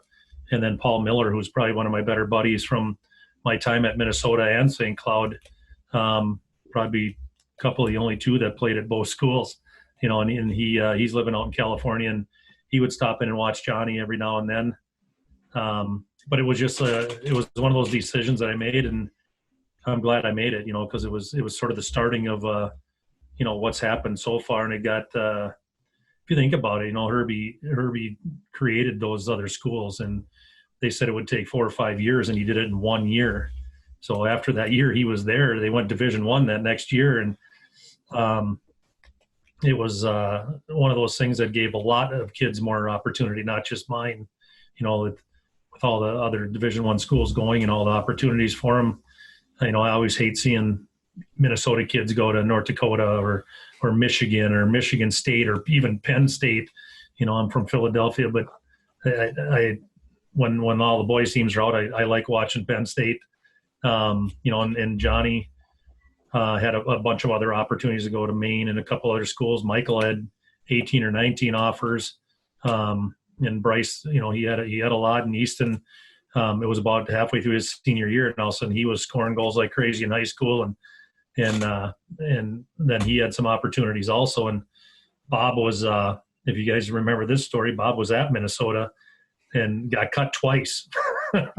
So the funny part is when he took the job there over St. Cloud, I'll never forget it. I was down at Shattuck with Bryce, and Bryce had already committed to St. Cloud. And I'm coaching the U18 Minnesota Blades, and we're putting a hurting on Shattuck, and it was awesome. And Bryce already had 3 or 4 goals, and all these guys kept coming up to me and in between periods going, hey, Mike, did you hear what's the deal with Motzko? And I'm like, what are you talking about? And then I found out what happened right after the game, and we're on our way home, and Bob called right away and just said, hey, what's going on? Where's Bryce? And I'm like, he just ripped my heart out. And he goes, I ripped my own heart out, so it was a great conversation. And, but I got to play with Bob my junior year there, and Bob was a penalty killer in that. And, that next year when Herbie took over, but he came up to Bob and just said, you know what, I got a big picture of this team and you're not in it. So that's basically how his coaching deal got started. Bob went in and said, hey, I want to coach. And that's how he got started coaching. And me and Bob have been really good friends ever since the day I met him, and a lot of people are like, well, kids got their scholarships because the coach, and that's couldn't be farther from the truth. It's just he likes keeping Minnesota kids in Minnesota, and when he sees kids that he likes, kids like Joey Bennick and some of these kids that came from schools that really didn't have any Dyna logo on them or something like that deserved to play at schools like that got a chance because of Bob. And you look at the teams Bob has formed, it's all it's all hockey players. They're not so much the high profile, high flying, but all these kids stepped up and they were all Americans, and they were kids that got a chance because of the things that our group started, and then Bob sort of took it over. If you think about it, there was a picture it was myself, Craig, Dahl, Bob, and Herb, and before Lars took over 2 years ago, that was the only 3 guys that ever coached at St. Cloud. So it was from Division III to 2 years ago, those were the only 3 in that picture that ever coached there. So it was three pretty good coaches and three pretty good records behind them now, and then all the kids that they've helped move on in life too. It's a pretty amazing story. Hey, you talk about players that developed well. Of course, Jonny led all NCAA freshmen with 22 goals that year. I believe it was at the year that you guys actually went to the Frozen Four, and I believe Drew LeBlanc had 50 points in that as well. And but before that, of course, Blaine High School, you played with Nick Bukestad, if I'm not mistaken, as well too, right? You guys were teammates now with the Minnesota Wild. In all your time kind of going through Blaine, St. Cloud, and of course playing professional hockey, with that national championship and scoring your first NHL goal, are there any sort of players or a special experience that really stands out for you, Jonny, as kind of being the penultimate experience as a hockey player, or are there just so many to pick from, being able to kind of go through your journey? I think there's a lot to pick from. There's not really one that pops right to my mind. I think probably like pivotal moments would probably be my freshman year of college. Coming out of junior, I had 22 points in Fargo. So I committed to St. Cloud after my senior year of high school, went into Fargo. I didn't have a good year at all. I played penalty kill as a fourth line, didn't get a lot of playing time. So coming into St. Cloud, I think a lot of, the reporters and all the people that were talking about St. Cloud hockey all were, kind of just writing me off right away, saying that, I wasn't going to be a very good player there, wasn't going to score a lot of goals. And then going in, I played, third, fourth line right away, probably for the first, 10 games maybe. Yeah, he put you up there right away for about a period, and then he moved you. I can't remember where we went right away. It was south somewhere like Denver, and you were up there right away, and then he thought he gave him a little too much right away. Yeah, so I was on the third, fourth line, but the entire year I didn't play in the power play my entire freshman year. Every goal was 5-on-5. Yeah, so it's the whole year no power play time, and I was third, fourth line, and then it was probably, I think it started in Colorado College my freshman year. I had like 3 goals in the 2 games that we were there, and then just kind of never stopped after that. And then I got bumped up to play with Drew LeBlanc and Kosala.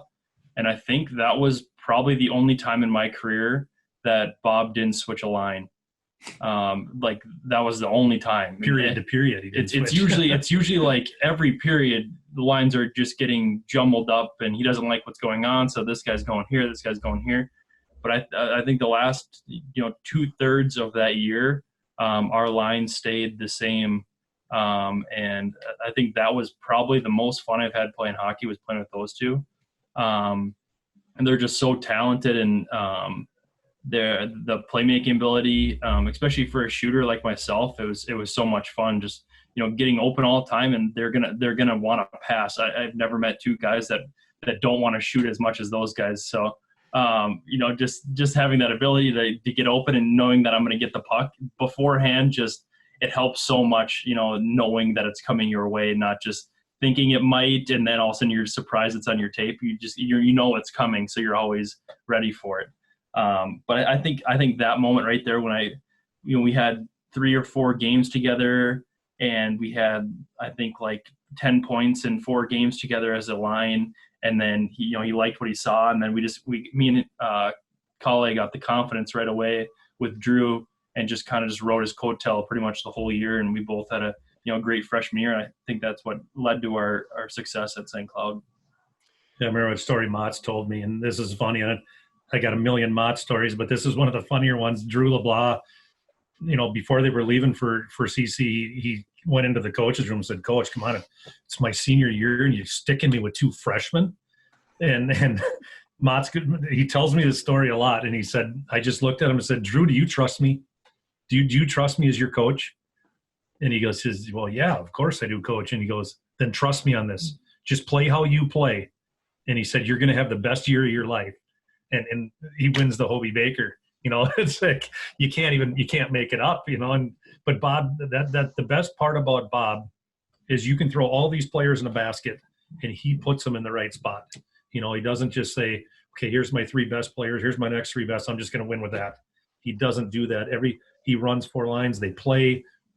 And if he takes you, and that was our concern with Jonny going in after 1 year of juniors. And Bob he said, no, he's ready.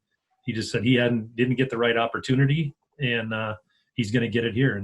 And the rest was history. Kind of a stark contrast, Easton. I want to throw the next question to you because, as Jonny points out, Bob Motzko, not afraid, again, as you mentioned, when he's not seen his team execute the way he wanted to, not afraid to mix things up. With Brett Larson in his first couple of years, we don't really see a lot of in-game, line changes. He likes to keep his lines consistent, not really a whole lot of movement. You're a player that has seen time up and down the lineup. I suppose for you, has there been a couple of players in your career that you've liked to play with that maybe had, the best chemistry with you? What's some of your best teammates or line mates you've had at your time as a Husky? I can name a lot of them, but I think that me and Ryan Paling probably had some pretty good one of the best chemistries I think we've had on the ice in my career. We sort of just knew where each other were for most of the game. I mean, there was a couple times where we'd miss 1 or 2, but I mean, we knew where each other were on the ice probably 99% of the time, and we usually made those plays happen. So with him, it was easy, and he made it a lot of fun too. How did you know that the chemistry was there? I mean, you usually don't know until you're, in the players and in practice. I mean, what sparked you to know that with you and Ryan on the ice together, that this was just something that was just, you want to call it a natural chemistry? I mean, it was fun.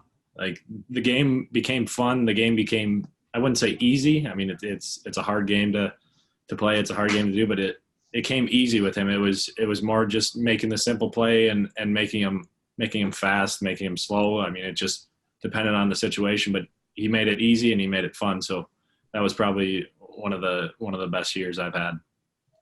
Yeah, that power play that year was deadly when they switched you to the shooter side and put Ryan in front, and some of the plays they made, that was besides Johnny's freshman year, that was one of my favorite years to watch St. Cloud play, because our power play was so good with Johnny's group that you just didn't think you'd see that again.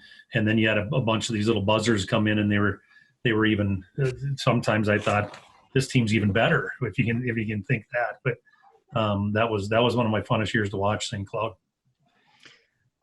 I know I have a couple more questions here for you. Sorry, to cut you off. I want to start, Mike, with you, just because you've seen not only St. Cloud State hockey kind of grow and become the program it's become, but you've had a unique position to see college hockey, in a kind of the wider scope. We've asked Craig Dahl, we've asked Motzko, we've asked Brett Larson, Josh Fenton, you name it, about where college hockey is now. In your opinion, how strong is college hockey? And I guess my second follow-up question would be, between the Gophers and St. Cloud, 2 teams that are separated by and maybe a 45-minute drive at most, don't see each other very often. Should they be playing each other more often? The common answer we get is yes. And if they do, what should that look like? Well, I've said it, since the league, since the WCHA broke up, it's a shame. I mean, I can drive from here to North Dakota and watch those games. I can drive from here to Duluth. I can drive from, you can get to all those games so easily. I don't know how they don't just say, okay, we're playing each other twice, so there's 4 of your games. If you think about that, that's 16 of your games just in Minnesota, So now you're saving on the travel, especially with, the world we're living in right now with this bug going around. Just think right now, and in one of the scenarios I heard, and I don't know if I should even say, but they said that St. Cloud might be playing Minnesota twice, Duluth twice, Bemidji twice, and Mankato twice, because it's all bus, and or they might just do it, but that would be, what is that, 16 of their games right there that you don't have to fly anywhere. You don't have to get on a plane, and you don't have to do that. Now you add North Dakota, you can bus there. UNO, you can bus there. Wisconsin, you can bus there. That's a pretty darn good league if you put all those teams together, and fan wise, nothing about the Eastern schools or any of the other schools, but I would much rather watch St. Cloud play the Gophers than watch St. Cloud play Michigan State or Michigan Tech or any of them schools, So I wish they would play each other more often. You know, I gotta probably Got to ask her a question right now. So in 4 days, she's going to be 8 months. Say hi, Lucy. Family. And speaking of family, I've only got one more question, and I'm going to kick it to Nick for the last one. Mike, this one's for you again. And I know that, of course, you've had multiple sons that play different positions, different styles of play. Yep. But I kind of want to hear your scouting report, and I want you to be a little put away the dad card for a little bit and be objective about this. If you all 4 of your sons, let's say around age, you know, obviously you have different age ranges, but pushing around maybe age 21, who's the best hockey player out of the 4? Like, what is your scouting report? Who do you think, if you put all 4 of them on the ice and said first one to score 3 goals wins the pond hockey contest? Who's going to be the one that's going to bury 3 goals the quickest? Well, that's weird because they're all so different. And with Michael being a defenseman, but you know, if I had to tell you guys one thing about all of them, Michael has the best hands out of all of them. Jonny probably has the best shot. Easton has the best overall ice awareness and rink awareness and playmaking ability, and Bryce sort of has all that rolled into one. You know, where he's not the best at all of them, but he can shoot it. He can make plays. He sees the ice extremely well. So I've been asked that question a couple hundred times, and it's really a hard question to answer because, you know, they all have the skills to play at the highest level. I totally believe that. But, you know, there's a lot of times where growing up, you just wanted them to make their high school team or their Bantam team or their Pee Wee team. And once all that was coming pretty easy, I thought, you know what, these guys can all play college hockey, but now we got to get them. But like in Blaine, we were blessed. Like you said, we had Nick Bukestad, we had Johnny's group alone. I think there was 5 or 6 Division I players, you know, on one high school team. So that was crazy. And then you got to Michael's group, and it wasn't as strong. And then you got to Easton's group, and he was a junior and senior of a really good class right behind him. And then Bryce, he sort of carried the mail from the time he was little. You know, Bryce he only played like 1 or 2 years of mites, played like 5 years of squirts. And then he moved up a year so he was supposed to be a squirt. He played Pee Wee. He's supposed to be a Pee Wee, and he played Bantams. And he, if I'm not mistaken, I don't think there was a team that Bryce didn't lead in scoring, whether it was summer, winter. I don't think he ever did. You know, he just never missed a year. So that's a hard question to answer. But, you know, if you've seen the stuff Johnny's done, and, you know, all of them had sort of done in college and actually moving on. You know, Michael's led his team down there in scoring a couple of years as a defenseman. You know, Michael went into the USHL as a senior in high school, and he led the defenseman in scoring in the USHL as a 17-year-old. You know, so that's the one I wish wouldn't have got away from the Huskies, because he would have flourished a little more up there under Bob. But it just didn't happen that way. Once again, guys, we do appreciate you joining us. Easton, this last question will be to you.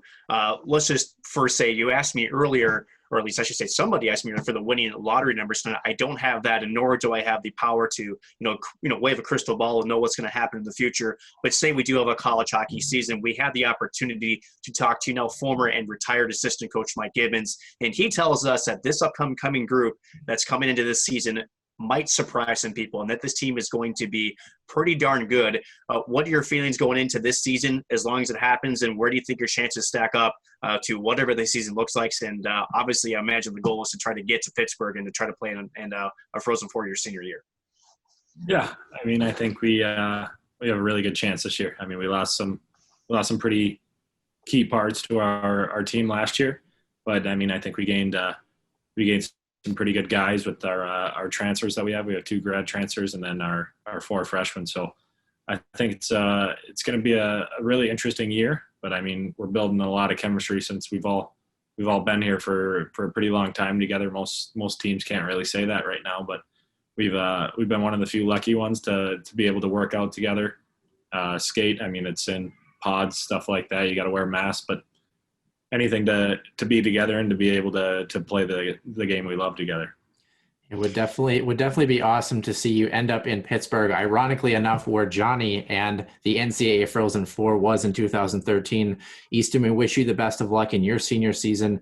Jonny, we wish you the best of luck in your future NHL endeavors. Of course, best of luck to the other two Brodzinski brothers on their opportunities. The newest addition to the Brodzinski family, sitting next to Mike. Mike, we wish you and Kathy the best. And for the three of you, thank you so much for coming on the show. And we hope to talk to you guys again real soon. Hey, what about my men's league games? You're not going to say good luck there? We're going to have I'm still playing. I still play. We're going to have to get KVSC down there, or maybe UTVS, some Husky productions of some of that. Hey, I'm trying to get Gibby on our team right now. Gibby said he would play, so he's going to make a comeback too. I just want to know what the free agent wire is, because I've been sitting here not getting a single offer. So, I mean, I just still feel like I'm out there in the dark. But Michael say he has 6 goals a game, and you go watch him, and he doesn't score. If the mountains are blue, you've had a good game. Just remember that one, boys. Between Michael and Mike Gibbons, you got a forward and a defenseman there. Mike, I guess I got to ask one more quick question between you and Mike Gibbons. Who wins that one-on-one battle there? What are you thinking? Well, all I know is he'll probably be carrying my bag back out to the truck. But I'll let you know how that goes. Yes.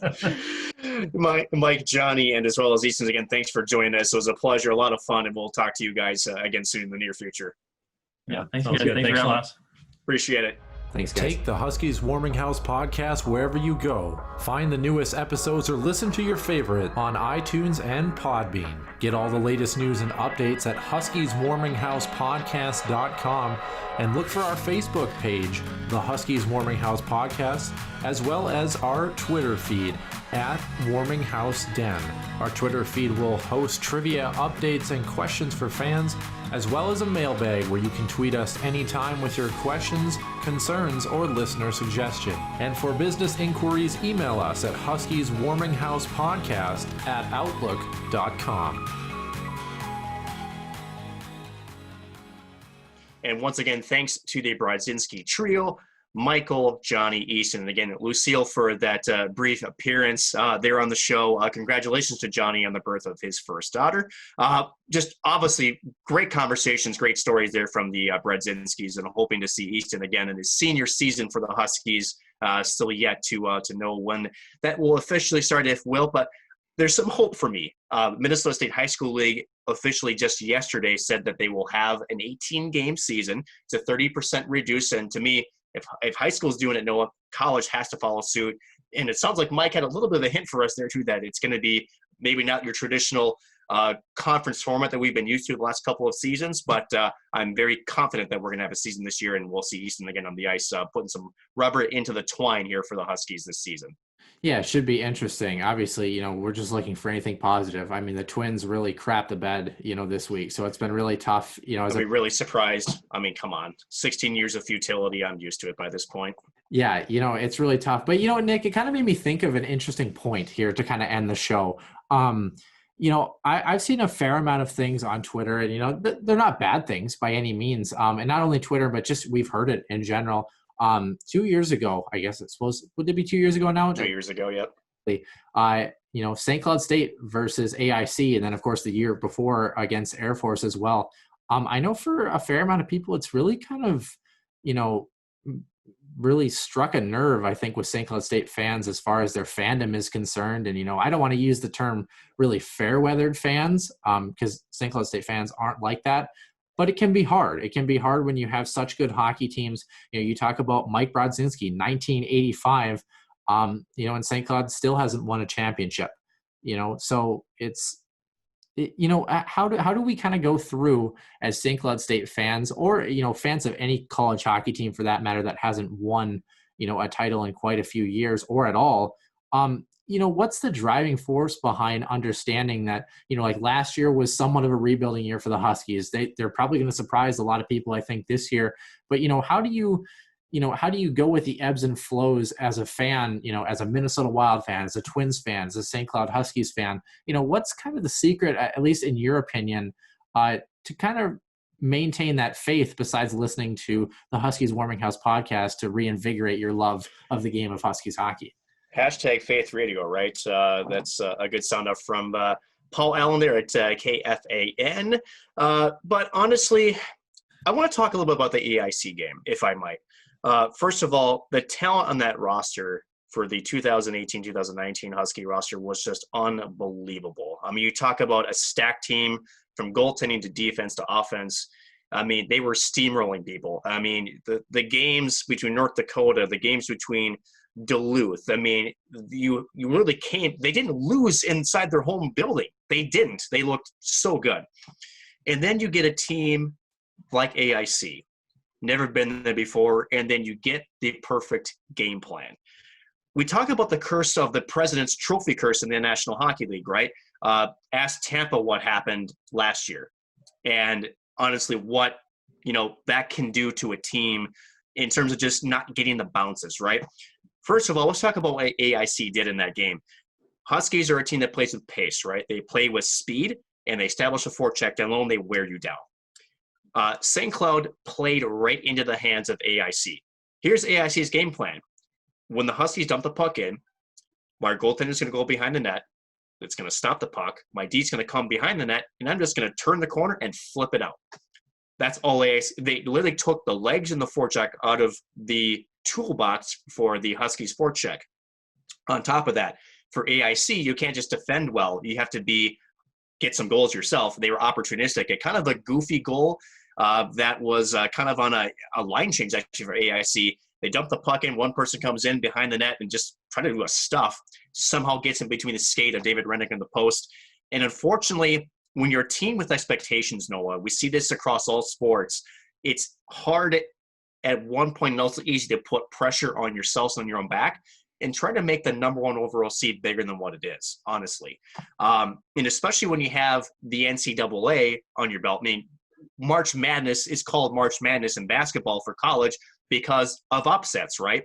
So at the end of the day, should we really have expected anything less in terms of how young teams with aspirations and talent can somehow let the pressure get to them?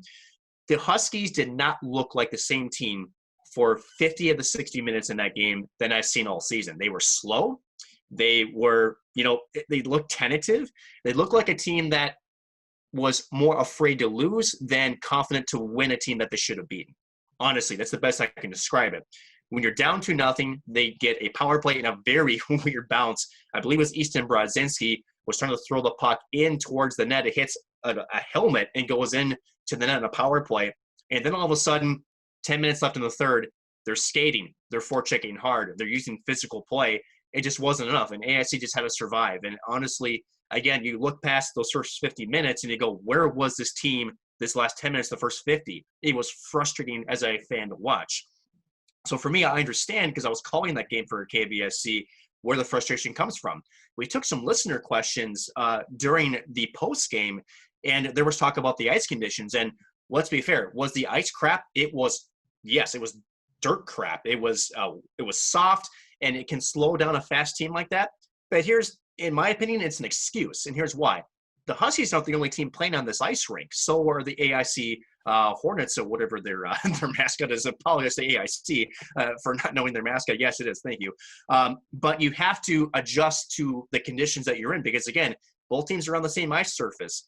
They didn't adjust. When the biggest complaint I had in that game was when Jimmy Schulter, a defenseman, was dumping the puck in, it wasn't going high off the glass where the goaltender couldn't play it, or a soft up in the corner where, again, their goalie was part of a three-person defense that was taking the puck and then just a quick transition out.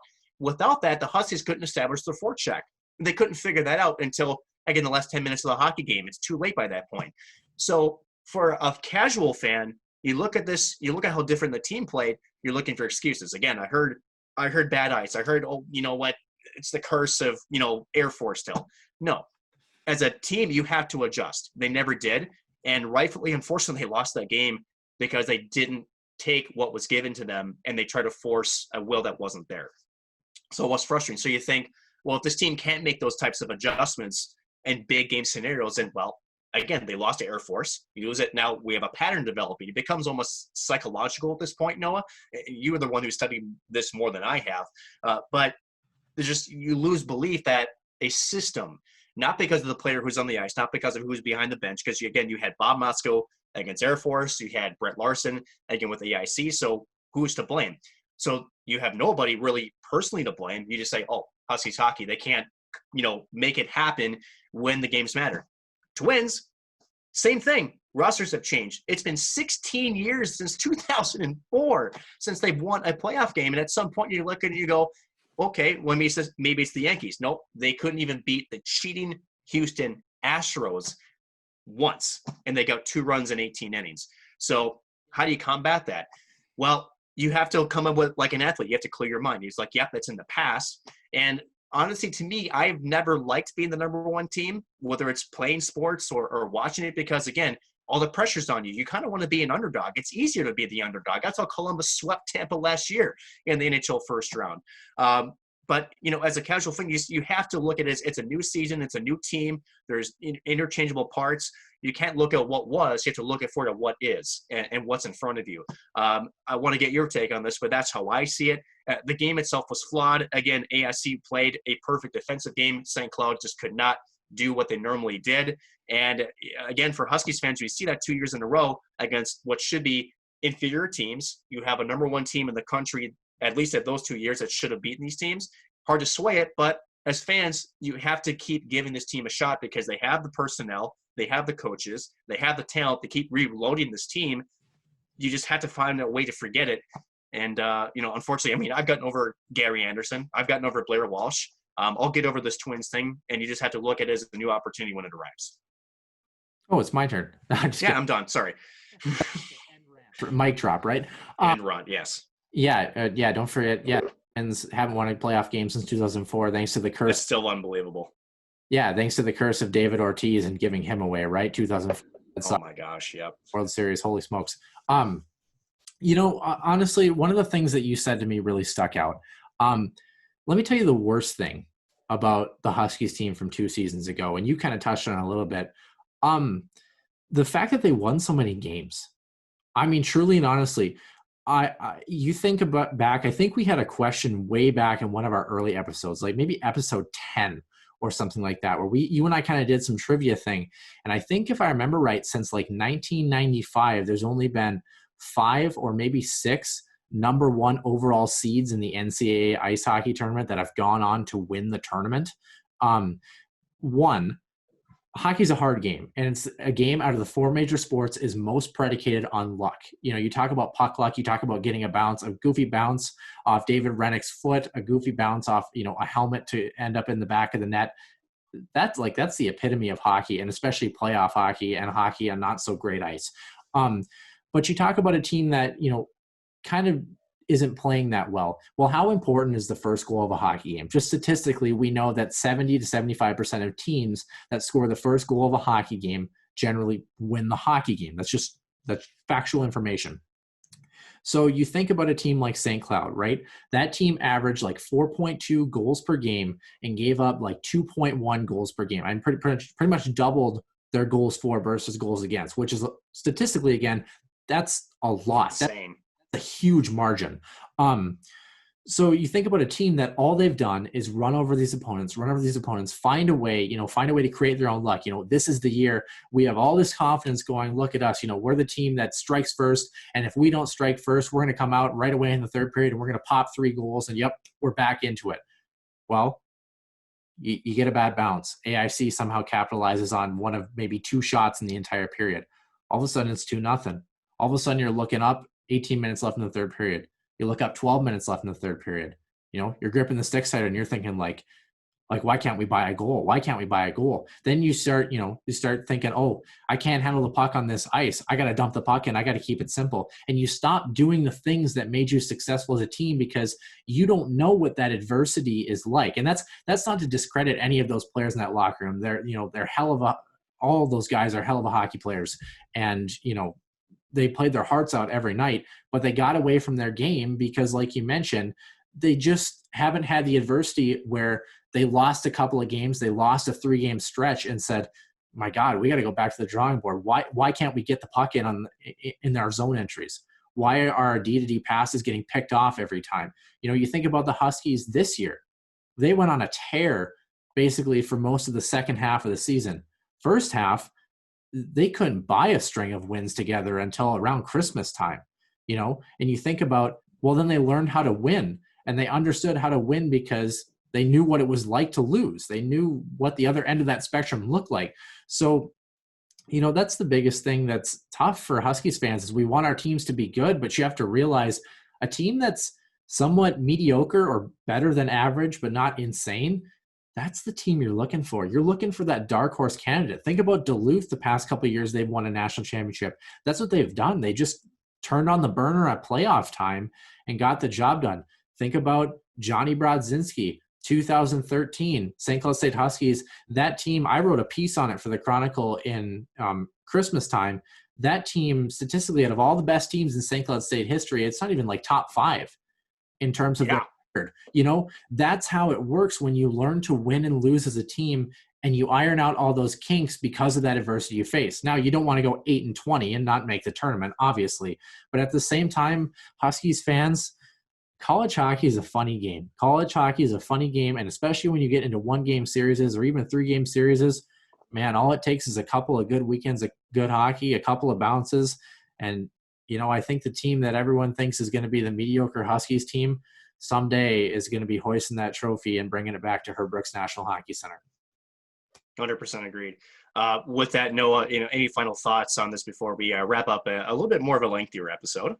Yeah, no, I don't really have any thoughts. I just kind of hope that everyone is looking forward to our special content coming out next Wednesday. And we do have our guests slated and ready to rock and roll for next week. Jim Erickson, current radio analyst for 96, play-by-play guy, I should say, not analyst, although he probably could do that too, for 96.7 The River and Learfield Sports, will be joining us next week. And he's just an absolute blast to sit down with every time we're up in the press box. So, Nick, I'm pretty stoked for that one, but been a fun ride. 31 episodes, kind of crazy.